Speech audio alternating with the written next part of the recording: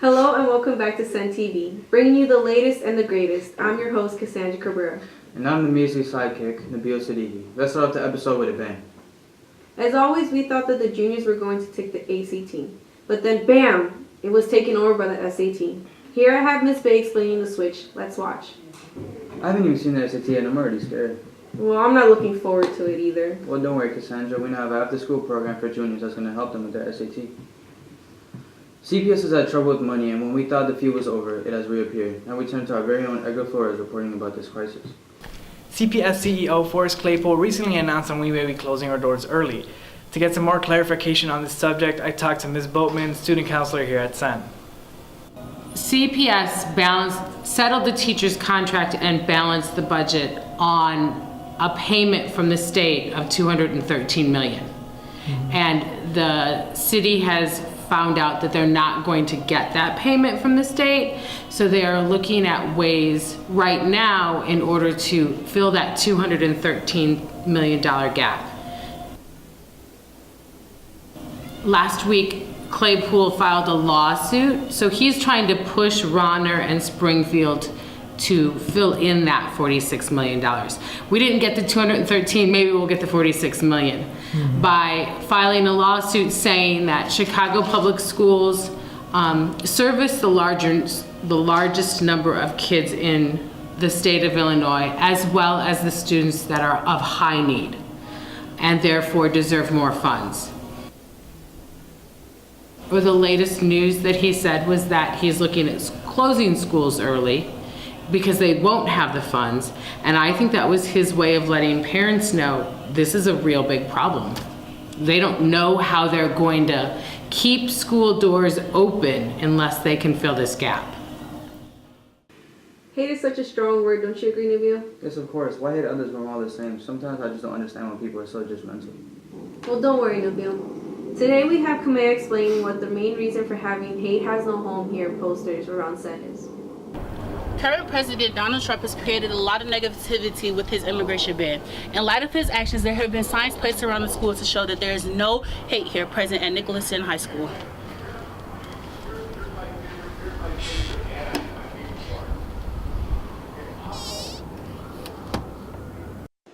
Hate has no home here. Hate has no home. Hate has no home here. We received the Hate Has No Home signs here from a parent from Pierce Elementary. People in the North Park community, which is over by, I think it's Foster and Kedzie area, developed this. They have a really diverse community and they wanted to spread this message throughout their community, so they made lawn signs and window signs, and basically people caught wind of it and it started spreading through other parts of the city. So the parent from Pierce came over, said, hey, do you want some of these signs? We figured, yeah, this is great because we have many, many languages here, and we thought it would be a good message considering the political climate and what's happening throughout the world. Hate's got no home here. Hate has no home here. Hate has no home here. Hate has no home here. So I had seen them prior to them arriving at Senn. Like I said, I've been driving around. I was like, oh, those are really cool signs. I think it's a really simple, nice way to say, like, we need to be more open and we need to love everybody. I do believe there's no hate here. I think there's occurrences that come up and we address them as best we can. And as young people, I think it's difficult to navigate, being different languages, different sexuality, all those kind of different things. The teachers were super excited, like I said, because it's a simple message. So mostly the signs have gone to all the teacher classrooms and then at the main strategic points throughout the building. Hate has no home here. Hate has no home here. Hate has no home here. Hate has no home here. Hate has no home here. Hate have no home here. And now it's time for Guess Who. For today's episode, we'll guess the answers before we show the actual answers. Stay tuned.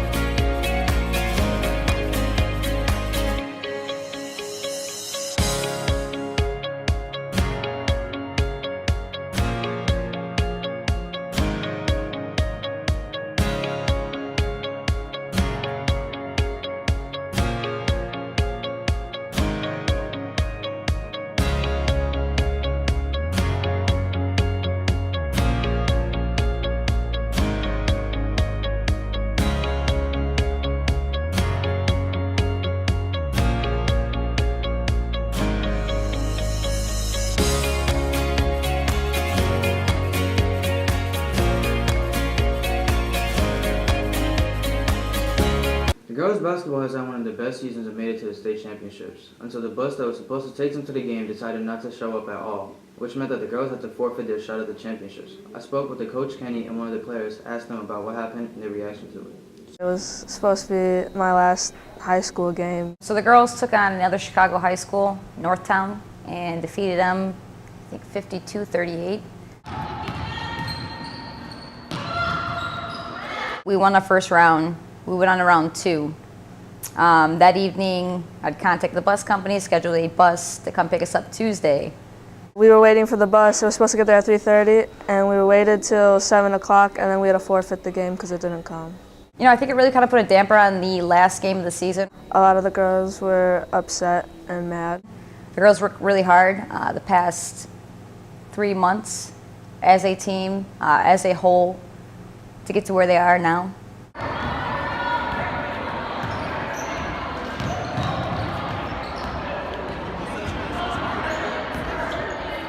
This is my 5th season coaching here at Senn.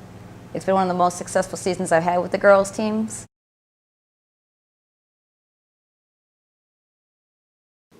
Senn's talented students performed and showed off what they have to offer. We have our very own Maryam reporting on this. On February 16, 2017, Senn had his second annual Born This Way talent show, where students showed off their talents. I interviewed Simone Smith and Mr. Bore, and this is what they had to say.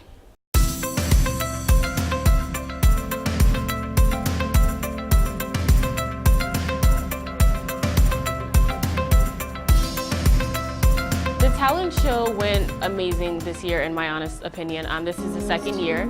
I've been helping out with it since last year. It was incredible. There's a variety of performances: dance, stand-up comedy, singing, duets. So there's something for everybody. I give so much props and kudos to the people that got up there and showed off their talent. I know they were scared because I was scared for them. I was sitting back there like, oh my God, even though they're amazing, but like it's scary to go in front of like all those people. I have my favorite act. It was the seniors Noriana Hayes and Ian Castilla, I believe. They sang Love on the Brain. It was great seeing a lot of my students performing their talents that you don't really get to see in class. Most specifically, our dancers got to be really creative and design their own routines, perform their own routines that they practiced, so that was cool to see. I went to the talent show in the evening since I had a class during the in-school talent show, so it'd be great if we had an all-school talent show during the day that everyone got to attend. Dear students who aren't doing well in school, pay attention to this very informative and inspiring piece by our very own Maryam Asif. So Kamea Spearman and I decided to do a man on the street asking students and teachers what they thought about the statement, "Do grades define who you are?" You have heard students tell about their opinions, if grades define their intelligence or not. Most have said they don't, and less have said yes, they do. But opinions are opinions, and now let me tell you the real answer. Grades do not define your intelligence because based on how much work you get, and if you do the work, like that doesn't add up if you understand the concept of the work. If you're smart in one subject, like dancing, and you get stuff like that and you can follow stuff like that, but then in math you're horrible, that doesn't define your intelligence just based off of like that you're bad at math, but like you're still good at other stuff as well. Yeah. I think anyone could be intelligent as someone older than them. Like, it don't matter what age are you. Like, I think you could learn from people and teach people that's older than you. They said grades do define your intelligence. Let's see what they have to say. Opinions are opinions. I don't think they fully define your intelligence, but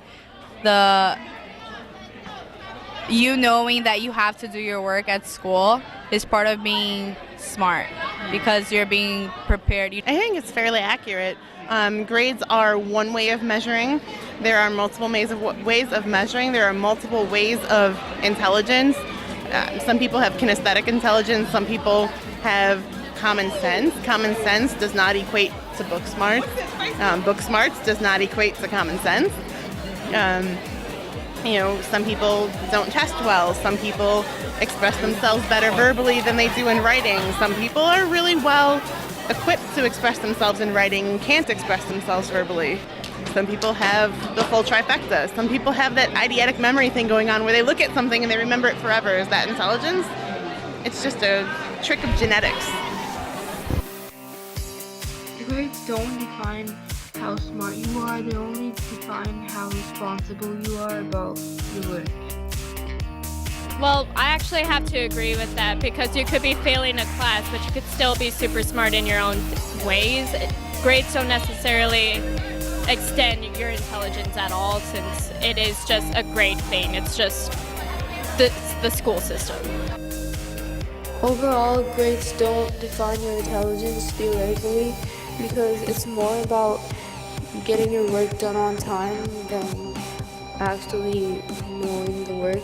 If students copy and cheat on their tests, then they are doing it because they want to get good grades. And if they don't work hard for it, actually studying for it, then what's the point of getting good grades? Schools are systematic because people can get good grades by cheating, by not studying, just by copying other people's homework. We can still get good grades. So even a person that has cheated on a test can get a better grade than a person that actually studied but got a lower grade.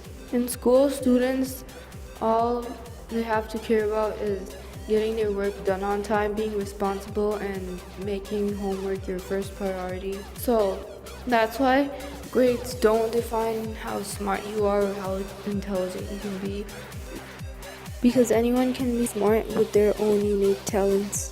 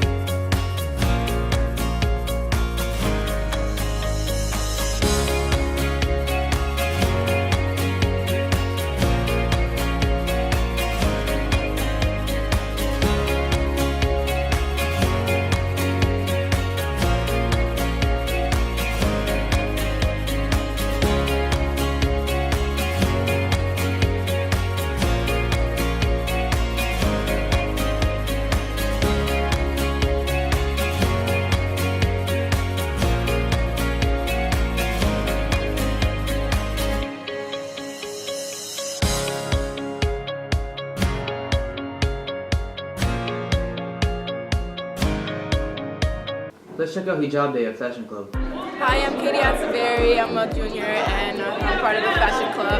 Today we're having National Hijab Day, so girls can wear hijab and see how it feels.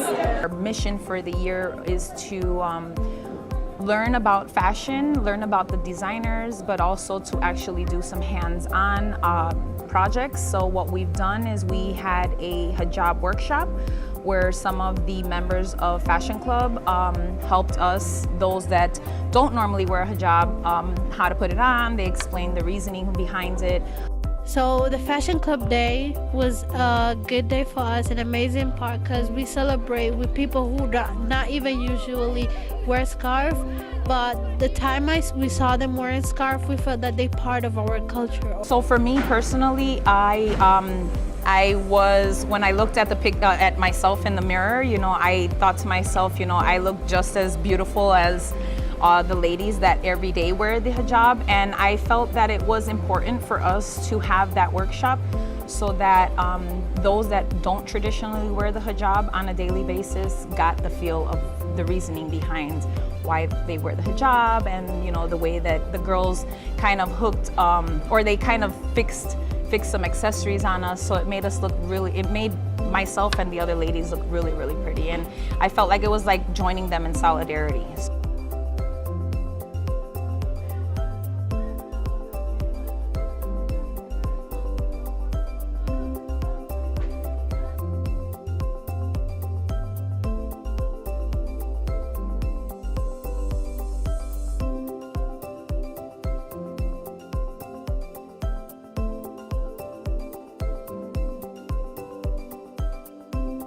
Fashion Club meets Thursdays after school in the lunchroom. You can drop by and join the fun activities.